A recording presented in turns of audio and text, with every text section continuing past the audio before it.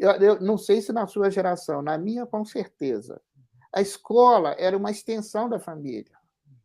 Hoje, quando você põe uma criança na escola, bicho, você está praticamente pondo um adversário dentro da sua casa. Que ela trará coisas, virá com noções, e são adversárias da família, entendeu? Então, retirou-se do homem essa segurança de não ser tratado como objeto, mas ser tratado como pessoa, como uma criatura amada. Aquele lugar onde o ser humano é amado apenas porque nasceu, isto é, a família, esse lugar foi perdendo a segurança, primeiro, através da instrumentalização das escolas, com as doutrinas que vieram minando esses valores e assumindo, seja professores ou gurus, certo? Assumindo mais autoridade sobre a consciência das crianças do que os seus próprios pais, certo? A culminância disso chegou quando se eliminou a segurança no, vamos dizer assim, no domínio último em que o ser humano tinha uma segurança na vida material, que é o útero materno. Entendeu? Foi descendo, descendo e tirando. Tudo, veja, tudo isso como que um prosseguimento, vamos dizer, de uma espécie de uma religiosidade sem Deus, mas numa fé na ciência. Entendeu? A ciência virou uma fé, uma espécie de religião, fé, né? É uma religião. Inclusive, veja, essas coisas elas são historicamente apontáveis.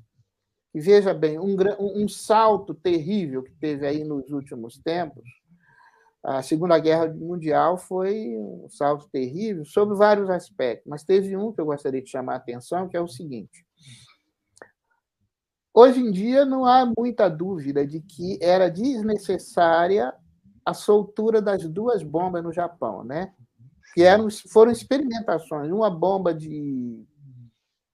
uma de nêutron e outra de não sei o que lá. Certo? Foram duas bombas. Na verdade, em Hiroshima e Nagasaki, foram experimentos. Certo? Foram experimentos. Para ver dois tipos vamos dizer, de artefato, vou dizer atômico, dada a minha ignorância sobre. Mas o que aconteceu? Os cientistas que foram responsáveis por este feito, depois de soltar as bombas no Japão, eles foram lá ver os resultados. E aí, quando eles foram ver esse resultado, isso escandalizou a alma de praticamente a totalidade deles. E eles renunciaram a pertença dele à área da física e pularam para a biologia. Foi daí que surgiu a engenharia genética. Porque eles viram que foram longe demais, né? Então, aí eles foram para essa área para tentar remediar o mal feito, ou as consequências do mal feito. Só que teve um problema aí. Tem um ditado que diz que o hábito do cachimbo entorta a boca. Eles, como eles estão acostumados com objetos inanimados, que é o objeto da física, certo? Com coisas que nada informam sobre o indivíduo. Por exemplo, se você tem um cachorro, você chega em casa, ele levanta o rabo, está abanando, você sabe que você está bem na fita com ele. Se ele enfia o rabo entre as pernas e começa a esconder, você vai que alguma coisa está errada, certo? Então, o cachorro informa de si e informa sobre você também. O computador já não faz isso, uma cadeira, uma mesa não faz isso, a casa não faz isso, entendeu? Então, o objeto com que eles lidavam era assim, não dava nenhum reflexo sobre a alma deles. Só sobre a inteligência, mas não sobre a alma, no sentido de alterar e criar alguma disposição moral, certo? Eles levaram essa mentalidade para a área da biologia. É por isso que, hoje em dia, o pessoal, algumas pessoas, até que maliciosamente, claro, não no início, mas agora sim, fala que o homem era, no início, um aglomerado de moléculas. Porque, para o físico, é isso mesmo. E, ao olhar o homem por essa perspectiva, o homem é coisa. E, se é coisa, eu posso fazer o que eu quiser com coisas. Então, o homem né? perdeu essa dignidade, entendeu? De ser visto com essa dignidade tal como é, mas ele não perdeu, o homem não perdeu essa capacidade de inteligência, não perdeu nenhuma desses atributos que Deus deu para o homem, ao fazer o homem, porque o que Deus dá, Deus não tira. Só que retirou uma finalidade adequada para esses fins. Entendeu?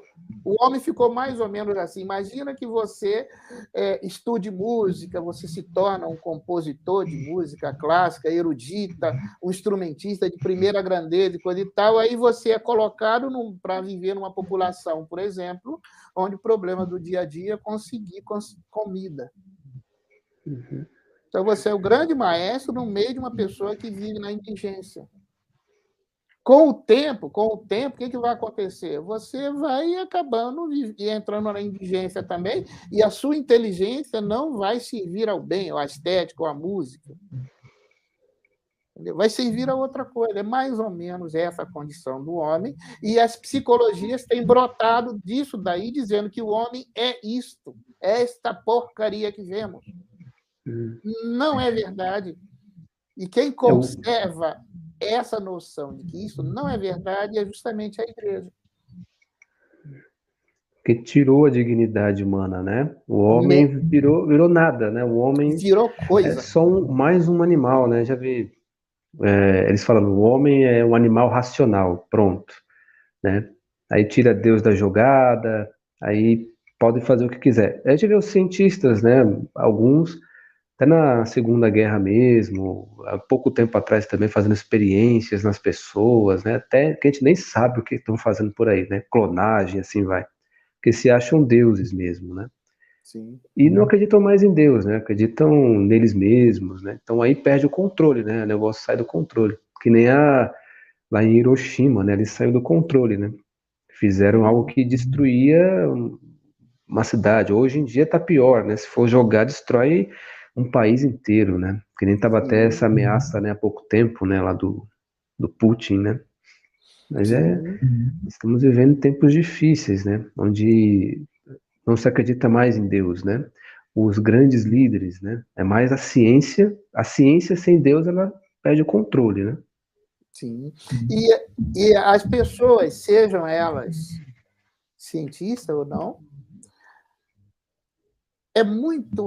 é coisa quase certa o seguinte, que no momento que essas pessoas têm a morte como uma coisa certa na vida dela, não na vida dos outros, mas na vida delas, vem então à tona todas essas questões. Deus existe ou não existe? É como se diz, né? Dificilmente existe ateu quando o avião está caindo, né? Entendeu? Então, essa realidade que o homem veja, que o homem é um animal e por isso ele está sujeito às leis da física, da química, da biologia, certo? Mas é racional.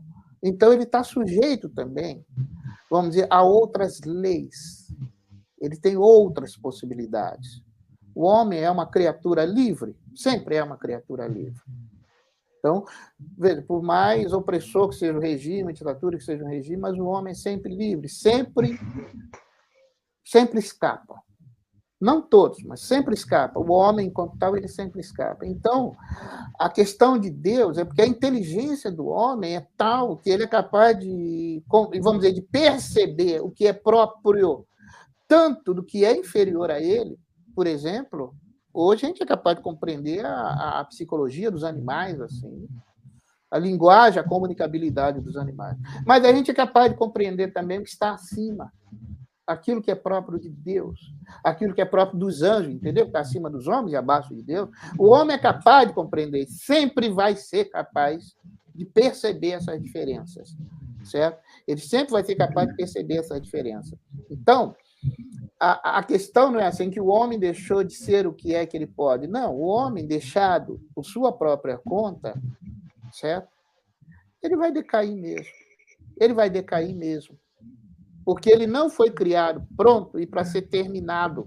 Ele foi criado como uma criatura que prossegue, como uma criatura que continua até atingir o bem supremo. E esse bem supremo é Deus.